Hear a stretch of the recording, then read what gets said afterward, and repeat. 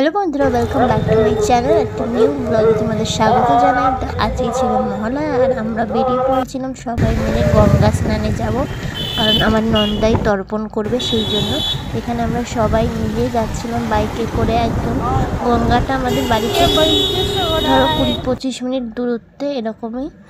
তো আখড়ার গঙ্গা ঘাটে আমরা গেছিলাম। দেখো, এটা হচ্ছে খালপাড়টা।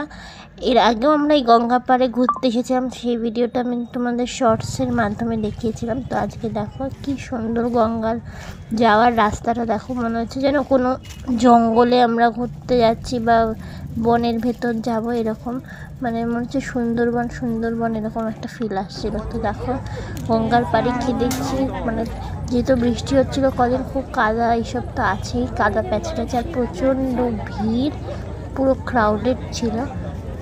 তো এখানে আমরা দেখো সবাই দাঁড়িয়ে আছে আর ওইদিকে তর্পণ হচ্ছিল, তো সব তোমাদেরকে দেখাবো। এই দেখো ওইদিকে তর্পণ হচ্ছিল, তো ওখানে আমার নন্দাই আর আমার যা গেছিলো তর্পণ করতে, আর এইদিকে সবাই স্নান করার জন্য এই দেখো আমার হাজব্যান্ড নেমে গেছে চান করতে। এখানে শ্বশুরমশাই, দাদা সবাই নেমে গেছিলো চান করতে। তো আমার চান হয়ে গেছে, তখন আর ভিডিও করিনি। তো এবার আমরা যাচ্ছি গঙ্গার পাশেই একটা তারা মায়ের মন্দির আছে, সেখানে পুজো দেওয়ার জন্য।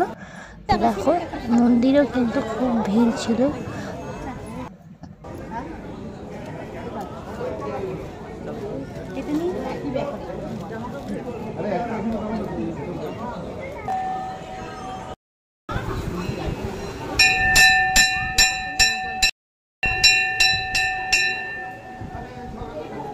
পুজো দেওয়া হয়ে গেলে আমরা বাড়ির দিকে রওনা দিচ্ছিলাম। তো যাওয়ার পথে দেখলাম এখানে সব মা দুর্গারা রেডি হয়ে গেছে প্যান্ডেলে যাওয়ার জন্য। ভিডিওটা এটুকুই, ভালো লাগলে অবশ্যই লাইক, কমেন্ট, শেয়ার, সাবস্ক্রাইব করে দিও আমার চ্যানেল। বাই।